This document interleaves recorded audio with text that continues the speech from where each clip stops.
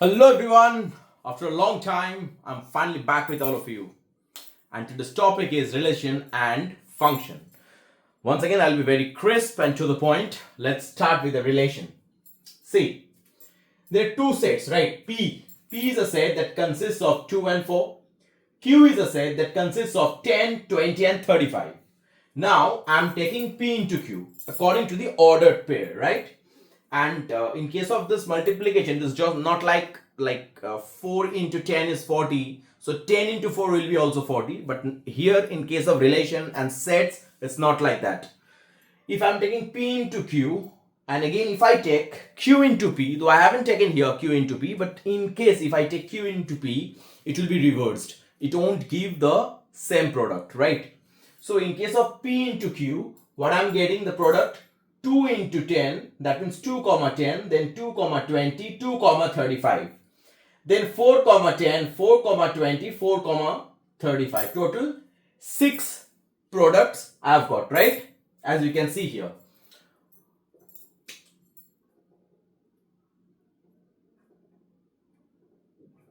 Okay, so P into Q or P cross Q is giving me this. Now, R is the relation between P and Q that states a condition. What is the condition? Condition is that the small q is a multiple of P. Now, P is what? P is the element of capital P set, and the small q is the element or are the elements of set Q. Now, once I've taken the product, I've got this, right? Now, Q is a multiple of P. That is the condition stated. Now, according to this condition, now if I have to take the R, that is a relation. What relation I'm getting? Another set I'm taking R as a relation. Now, the relation states that Q is a multiple of P. So, I can take 2 comma 10, 2 comma 20, 4 comma 20. I cannot take 2 comma 35 because 35 is not a multiple of 2. I cannot take 4, 10 because 10 is not a multiple of 4. I cannot take 4 comma 35 because 35 once again is not a multiple of 4. So I can't validate the condition given to me, right? So according to it, what I've got 2 comma 10, 2 comma 20 and 4 comma 20, right? So I think I should remove myself from the board so that you can see it clearly, right? Now 4 things will come into play: image, range, domain and codomain. So firstly, what is the image? Image is the Q for every P. See, 2 is the P, 10 is the Q, 2 is the P, 20 is the Q, 4 is the P, 20 is the Q, right? Once again, I am stating that according to the given condition. So, what will be my image? My image will be 2 and my image will be 10 and 20, right? Because every Q, 10, 20, 20. So there are two 20s. I'll take only one time. So 10 comma 20. These two are the images for element or the object 2 and 4. Right? So image will be once again 10, 20, 20. Range. What are the ranges? The ranges are the 10 and 20 because they are the multiple of 2 and 4 in this relation. This 10 and 20, this 10 and I repeat the term 10 and 20. So the second element of this sets will be the range. What will be the domain? The domain will be the P's. I mean the input. You can consider it as input and output also. So 2 and 4, 2 to 4. So they are the domains. Now what's the codomain? Codomain is the entire set Q. That is the set of the image, total image, that is 10, 20, 35, right? That is the codomain. Now from this, what I can infer that codomain 10, 20, 35 and the range is 10 and 20. So the range is a subset of this codomain, right? Because see, all the elements are here, but 35 is not here, right? So I can't call it equivalent, but it is a subset of codomain. Now, if I represent it diagrammatically, see 2, 10, 2, 20. So 2 is mapped with 10 and 20 both, right? Right? So it is never ever a function. It's a relation. That's a big difference between relation and function. In case of function, no element of P can be mapped with two different images of Q. See here, 2 is mapped with 10 and 20. So the same element or the same input is giving two output, right? So which is not the condition of function. In case of function, the reverse can happen. Like 2 and 4 can be mapped with something. Like had the arrow been from two elements, if the same object is or the image is mapped, that can be a function. But in case of function, no single input can give two outputs, right? So this is the relation. That's why it's 2 is mapped to 10, 2 is again mapped to 20, and 4 is as well. 4 is also mapped to 20. 35 is the element. I repeat, 35 is the element which has nothing to do with 2 and 4, because 35 is not a multiple of 2 and 4. So 35 is not mapped with, like, it is neither mapped with 2 nor with 4. So that is the basic structure. That is the extremely basic structure of relation. Then next we'll come to the types of relation, right? That is transitive, symmetric, equivalence, everything we'll discuss next. Okay, so here I'm explaining once again the domain, range and codomain. See, here two sets. This set contains element A, B, C and D, and this set contains 1, 2, 3, 4, 5. Now what you can see is that the elements of B, or if I name it as B and this set as A, then this set, the elements of this set are mapped with the elements of this set. A is mapped to 1, B is mapped with 4, C is mapped with 2 and D is mapped with 5, right? Now, what are the domains? The domains will be the elements of this set, the first set, that is A, B, C, D, which are mapped. And the one, now range coming to, A is mapped with 1, B mapped with 4, C mapped to 2 and D mapped to 5. So 1, 2, 4, 5, that is the range, right? And what is codomain? Codomain is this entire set, because 3 is the element which has no mapping, because it is not mapped with any of this, right? So this set is called this is the codomain. That is 1, 2, 3, 4, 5. The elements of this set is termed as the codomain, right? Got it? Okay, now we'll discuss the types of the relation. The first one is reflexive. The term reflexive, right, what does it indicate or denote? It signifies that, see, if A is an element set that consists elements 1, 2, 3.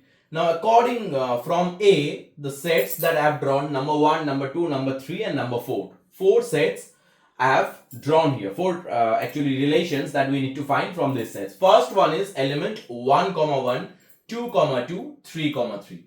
So all the diagonal elements are present. That means same 1, 1, 2, 2 and 3, 3. Exactly the same elements, not the multiple, not the type, but exactly the same elements has to be there, both. Then I'll call it reflexive. So 1, 1, 2, 2, 3, 3. It's a reflexive, right? So I will directly call it reflexive. So it is a reflexive one. Now the next one, 1, 1, 2, 2, 3, 3, then 1, 2 and 2, 3. Obviously you can say that 1, 2 and 2, 3, the last two, obviously the pair are not same, right? Like this. But still it will be reflexive, because at the end of the day it contains all the 1, 2, 3, 1, 1, 2, 2, 3, 3. So all the elements are there as a doublet. So it's 1, 1, 2, 2 and 3, 3.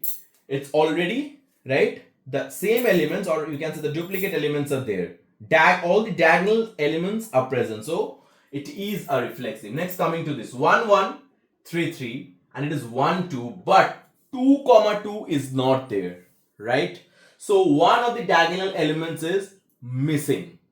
Had there been 2, 2 also, it also would have been reflexive relation. So it is not a reflexive relation. This is the empty set. So empty set can never be reflexive. So out of this 4, only 1 and 2, these particular 2 relations we can call reflexive, right? Now, the symmetric relation. What is a symmetric relation? In case of a symmetric relation, if x is related to y, then y must be related to x. Then only I can call it a symmetric relation. This is an empty set, but in an empty set, the symmetric relation holds true because, see, there is nothing, right? So empty set definitely comes under the symmetric relation. So this one will do. Next comes 1, 2. Two different elements, right? 1, 2. But 2, 1 is not there. So it is not. Then 1, 2 and 2, 1. So 1, 2, if x related to y is there, y is also related to x. So it holds the relation true. Then comes to 4, that is 1, 1. Two same elements are there, exactly same, 1, 2. So it is, you can get a kind of, that reflexive vibe here, right?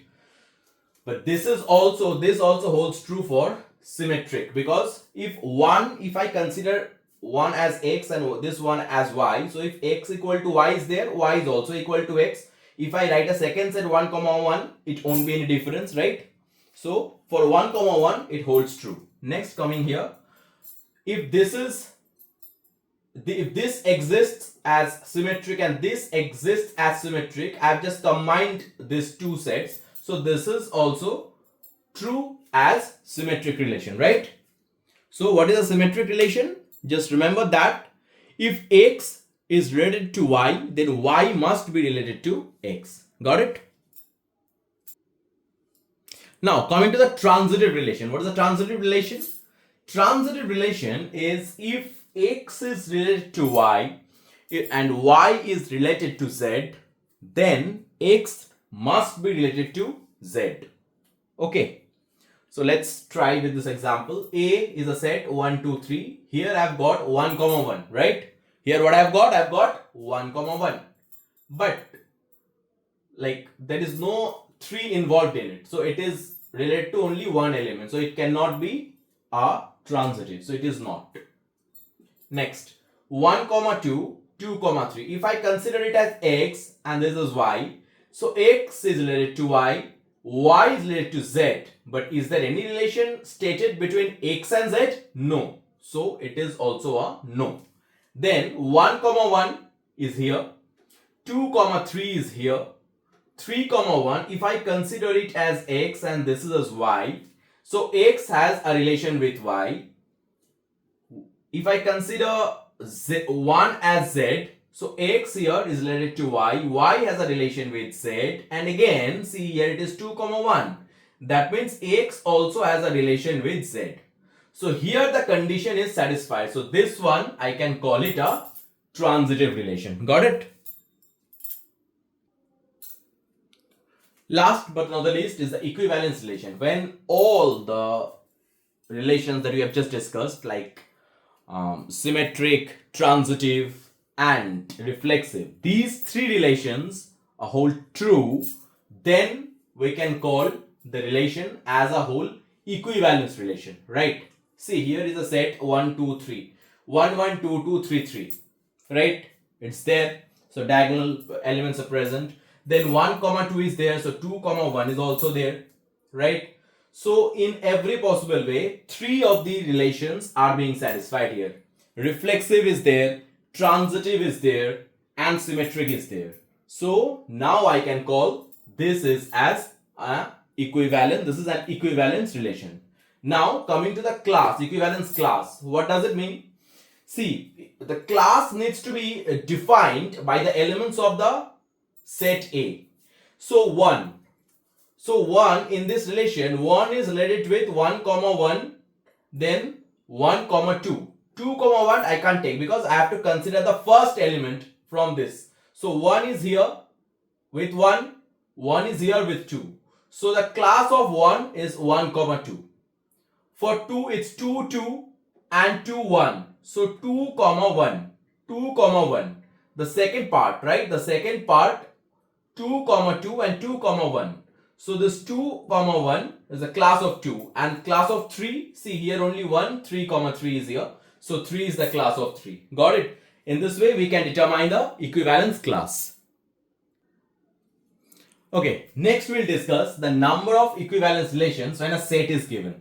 See, how many elements are there? 3. So how many equivalence relations can be held from this? How to get it? There's a trick. See, we have drawn kind of a tree. You now forget this. First you start from here. 1. Just beneath it you have to write another 1. Just below 1 there will be another 1. Now 1 plus 1 is 2. 2 will come here. Right? You got it? 2 plus 1, 3. 3 plus 2, 5. You bring 5 again here.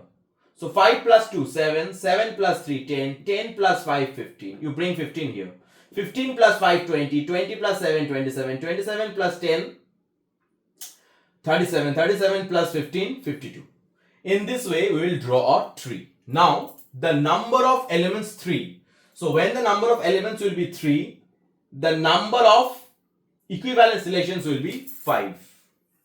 When there will be 4 elements, I'll get 15. When there are 5 elements, I'll get this. Right? This is one way. Another way I hope you know, that is n, c, n minus 2. Right? So how many elements are there? Like from here, I can say it is 3c, 3 minus 2, that is 3c1. 3c1, then 2 plus 3c1. 2 plus 3c1. That also gives me this. So in either of these two way you can do, you will get the same thing, 5 and 5. So in this way you can get the total number of equivalence relations from a given set. Here are certain formulae very useful, especially for the competitive exams. That is, if there are n numbers of elements in a set, then the number of relations it will hold 2 to the power n square. Number of reflexive relation, that is 2 to the power n square minus n. Number of symmetric relation, 2 to the power n square plus n by 2. Number of symmetric and reflexive relation equal to 2 to the power n square minus n whole by 2. Got it? So suppose if I say there is a set which consists of 1, 2, 3. 3 elements are there. And if you are asked to find the number of reflexive relations, so how many reflexive relations are there? That is 2 to the power n means number of elements, that is 3. 2 to the power 3 square minus 3, that is 2 to the power 9 minus 3, that is 2 to the power 6 equal to 64. So total number of reflexive relations will be 64. Got it? Again, here are some useful formulae for your competitive exams as well as for your board exams. The number of relation and functions. How to determine? See, I don't know if my handwriting is understandable or not, so I'm reading it out. You can just sit down with a copy and a pen so that you can relate with my voice. Set A has M and set B has N elements, right? What I have written here is set A has M and set B has N elements.